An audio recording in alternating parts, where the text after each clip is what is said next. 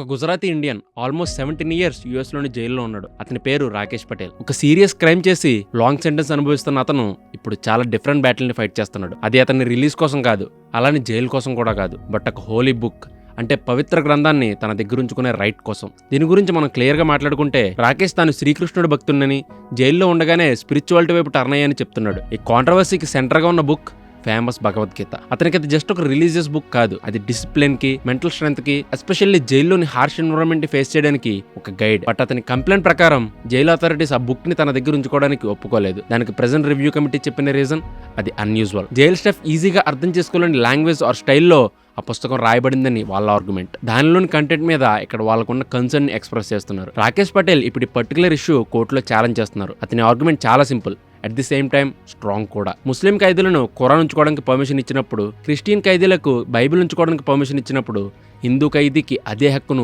ఎందుకు ఇవ్వకుండా ఆపుతున్నారు? ఇది జస్ట్ అన్యాయం మాత్రమే కాదని, ఇది రిలీజియస్ ఫ్రీడమ్ కి వైలేషన్ అని ఆయన అంటున్నారు. మీరు గమనిస్తే యుఎస్ కాన్స్టిట్యూషన్ ప్రకారం ఖైదీలకు తమ మతాన్ని ఆచరించే హక్కుతో సహా కొన్ని ప్రైమరీ రైట్స్ ఇప్పటికే ఉన్నాయి. ఇందులో ప్రార్థనలు, మెడిటేషన్, మత గ్రంథాలను చదివే అవకాశాలు లాంటివి ఉన్నాయి. అలానే ఇక్కడ కొన్ని లీగల్ ప్రొటెక్షన్స్ ని కూడా మెన్షన్ చేశారు, లైక్ రిలీజియస్ ల్యాండ్ యూజ్ చేయడం లాంటివి. ఇది అథారిటీస్ ఎవరైతే ఆ జైల్ని రన్ చేస్తున్నారో వాళ్ళు ఖైదీలు మతపరమైన ఆచారాలపై అన్నెసెసరీ రిస్ట్రిక్షన్స్ విధించకుండా ప్రివెంట్ చేస్తుంది. అయితే ఈ స్పెషల్ కేసు ఫ్లోరిడాలోని ఒక ఫెడరల్ కోర్టులో ఫైల్ చేయబడింది. అండ్ ఇందులో రిక్కీ డిక్సన్తో సహా సీనియర్ అఫీషియల్ పేర్లు కూడా ఉన్నాయి. ఇప్పటివరకు అథారిటీస్ నుండి ఎటువంటి అఫీషియల్ పబ్లిక్ రెస్పాన్స్ రాలేదు, కానీ ఈ కేసు ఇప్పుడు జ్యుడిషియల్ రివ్యూలో ఉంది.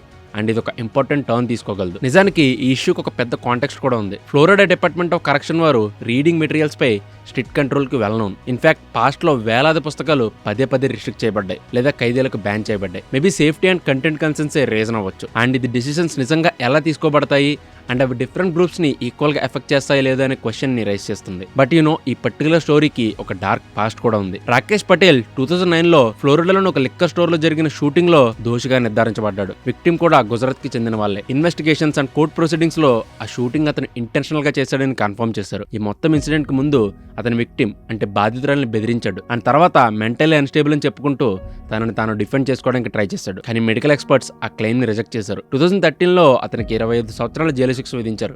ఇన్వెస్టిగేషన్ టైంలో కూడా అతను బ్రతుకుతానని అనుకోలేదు, కానీ తర్వాత ఈ సర్వైవ్డ్. అప్పటి నుండి అతను చాలా లోన్లీగా, చాలా పాజిటివ్ గా ఉంటూ వచ్చాడు. అండ్ క్రైమ్ సివియారిటీ కారణంగా ఎర్లీ రిలీజ్ కి అవకాశాలు లిమిటెడ్ గా ఉండడంతో అతను 2034 వరకు తన శిక్షను అనుభవిస్తాడని అనుకున్నాడు. అయితే ఈ రోజు అతని ఫైట్ పాస్ట్ లో అతను చేసిన క్రైమ్ కి సంబంధించింది కాదు, అది అతను జైల్లో తన ప్రెజెంట్ లైఫ్ ని ఎలా గడుపుతున్నాడనే దాని గురించి. చాలా మంది ప్రిజనర్స్ లాగే స్పిరిచువాలిటీ తనకి ఉపశమన మార్గంగా మారిందని అతను చెప్తున్నాడు. అంటే loneliness, regret and psychological stress ని ఎదుర్కోవడానికి ఒక మార్గంగా. ఇది ఇక్కడ ఒక డీపర్ క్వశ్చన్ ని రైజ్ చేస్తుంది. జైల్లో రిలీజన్ ఎలాంటి పాత్ర పోషిస్తుంది? చాలా మంది ఖైదీలకు ఫెయిత్ అనేది రీఫార్మ్ కి, డిసిప్లిన్ కి అండ్ సైకలాజికల్ స్టెబిలిటీకి ఒక మూలంగా మారుతుంది. మత గ్రంథాలకు యాక్సెస్ ఇవ్వకపోవడం వలన అది జస్ట్ ఒక పాలసీ డిసిషన్ కంటే ఎక్కువగా మారచ్చు. కొన్నిసార్లు అది రైట్స్ అండ్ పవర్ యొక్క ప్రశ్నగా కూడా మారచ్చు. Thank you for watching and do subscribe ప్రైమ్9.